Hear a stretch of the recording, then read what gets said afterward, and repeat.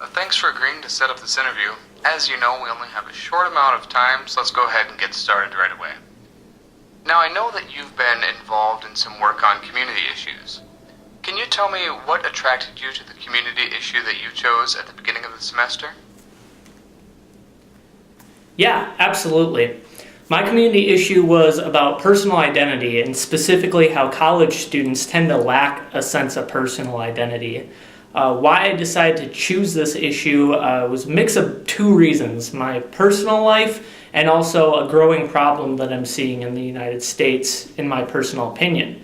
Going on my personal life, I didn't go to college right away like all of my friends did when I graduated high school. Instead, I stayed back and worked at Target, worked for the Republican Party, and so I definitely noticed how I started developing a little differently than my friends that went to college. And even since I've came to college myself, I've noticed that I've changed a lot of my identity and who I used to be, which is nothing wrong. It's just something that should be discussed and acknowledged. However, then we jump over to the part where I think there's starting to be a growing problem within the country, which is that people are ignoring their personal identity and also believe that it's inappropriate to change your identity when it's perfectly all right to do so when the situation calls for that. So that's what really attracted me to that topic and why I wanted to speak about that to my audience, which was a bunch of college students.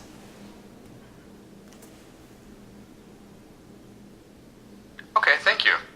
Now, your materials also said that you were involved in a community issue team project that focused on a call to action. Can you share with me what call to action your team put forward and why you chose that call to action? Yeah, for sure. So I worked with two group partners, Alyssa Sims and Jared Terry's, and what we decided to choose was sex trafficking within North Dakota. Now, this was originally Alyssa's project, and she'd been doing it for the introduction, the informative speech, and we decided that that was a great topic. She convinced us throughout the semester that that was a great topic to talk about.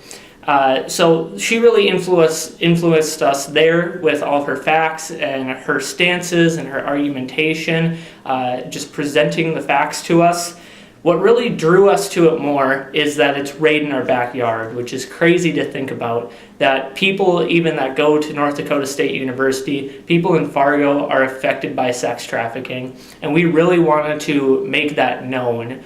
It's much more than just a news headline. It's an issue that's constantly going on within the area, and it gets even worse the further west that you go into Fargo. So bringing that attention to issue, or that issue to attention, is what prompted us to go with Alyssa's original community issue and inform and persuade the students of our classroom that there's ways to get involved. You don't have to just sit back and read in the news. There's organizations in the area that will help you out getting involved, and then better yet, they help the others that are actually affected by sex trafficking in North Dakota.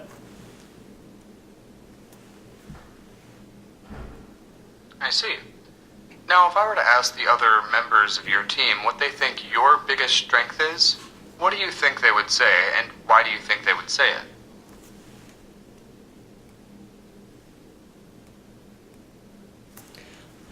I think that both my group members would say that I was vital in the research portion of this project. What it came down to is, when we're looking at what the situation was, is that we had to explain a lot about a topic that not many people necessarily know about. And what we have to do for that, or really our task, is that we have to find clear facts that are unopinionated, they're unbiased, and they're just saying truly what's going on with this community issue. After that, we were able to find academic research articles that are much more credible than just even local newspapers, sources such as the New York Times, for example, which is reporting heavily on sex trafficking within North Dakota. So in that sense, what we were finally able to do is gather all this research, academic articles, and also these credible news sources, and give a persuasive speech that was unbiased and just showed the straight facts. And that's really what I think I contributed to the most, is finding those research articles, finding those academic journals that are talking about the community issue that we're presenting on, so that we're not just giving our own opinion, we're actually stating facts and logically explaining why those facts make our community issue a problem. So that's what I think Alyssa and Jared would say about me, is that I really contributed to the research portion. Had a lot of late nights where I stayed up looking for research articles on sex trafficking in North Dakota. And altogether, I think it paid off when we gave a great speech. Okay, great. What for you was the most challenging thing about working with your team? Yeah, that comes up in every group, a group project. So the most difficult part about working in this team specifically is the fact that we really never had a time to meet up.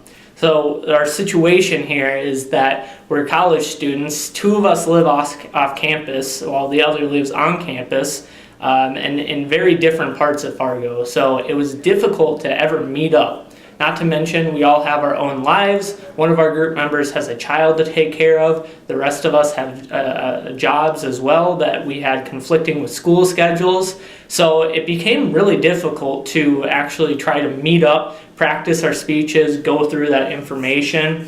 And that really was what we had to do for the speech, is we had to meet up, go through our information, be knowledgeable and professional about the topic at hand. Now, how we actually fixed this and what action we took is we used online resources, things like FaceTime or Skype. We contacted each other and practiced that way. We used Google Docs to do our outline. So it was a lot of online collaboration, and the result of it was again, a great speech that I think all of us in the group got 90 out of 90 on. So it really turned out into a great project, and we didn't let that little challenge hinder the outcome of the speech.